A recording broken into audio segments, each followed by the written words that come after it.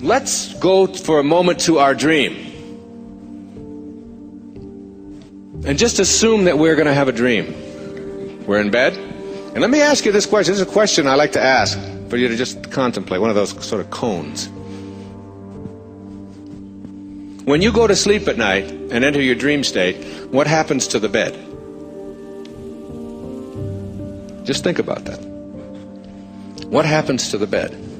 Now you're in your dream, okay? So just propel yourself into a dream state. And in your dream, you notice, let's say you're over here, and you're in a room. And in this room, you look across the room, and you notice that there's a podium in the room. And it has some objects on it. Now you're in your dream.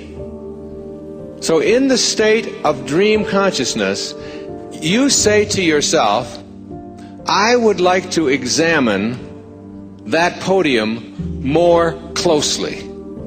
How do you do it in your dream? How do you examine it more closely in your dream state? Do you get out of bed? Is there a bed? Now we're talking about 1/3 of your life here, folks, okay? 1/3 of your life. As Lao Tzu said, I went to sleep and dreamt that I was a butterfly. Then I woke up, and now I don't know.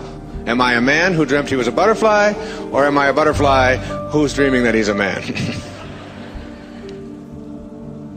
So in your dream state, do you get up out of bed, keep it right over there, say, excuse me, honey, wait, get up, and walk over and say, there's a galley of a new book, and there's a pen here, and there's a glass of water, I think I'll have a drink of that. There's a microphone stand, there's things. Do you do that? No, you don't do that. Because you enter your dream without any doubt. So what you do in your dream state is, are you ready? Shoo! Stay alert. And you bring it to you, don't you? In your dream state. Why?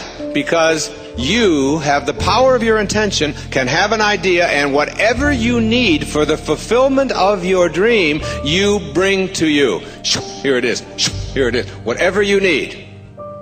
So you're 20 years old in your dream, and you need a jerk to be married to for the next 20 years. There he is. Isn't that great? You need a Maserati? There it is. Whatever you need for the dream, you bring to it. Then you leave the dream and you come into waking consciousness, and now you look back on the dream, and you now have a whole new set of things that you've introduced.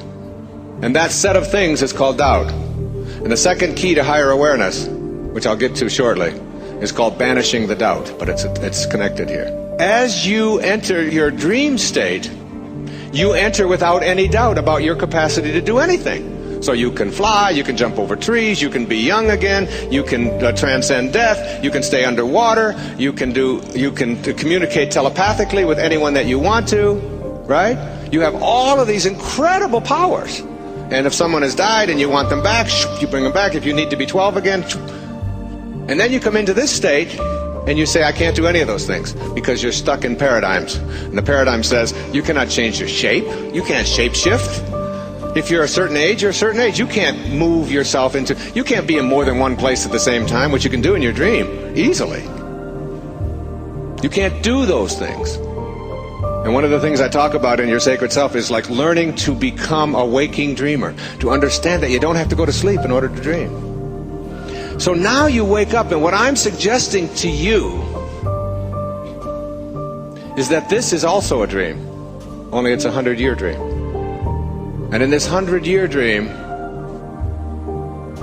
everything that you can do in your 8-hour dream, you can do in this 100-year dream. Everything. If you know better than to doubt it. And if you get rid of the paradigms that muck up your life. You have the capacity. But the minute that you introduce doubt into it, like that poem that I started out, Real Magic, which is really my effort to write about how to manifest miracles in your life. From Samuel Taylor Coleridge, he said, what if you slept And what if in your sleep you dreamed? And what if in your dream you went to heaven and there picked a strange and wonderful flower? And what if when you awoke, you held that flower in your hand? Ah, what then? Is it possible to bring something from a dream state into a waking state? Or is that part of a paradigm? And the tiniest smidgen of doubt that enters your consciousness is what you will act upon. 7 key little words from Proverbs. As you think, so shall you be.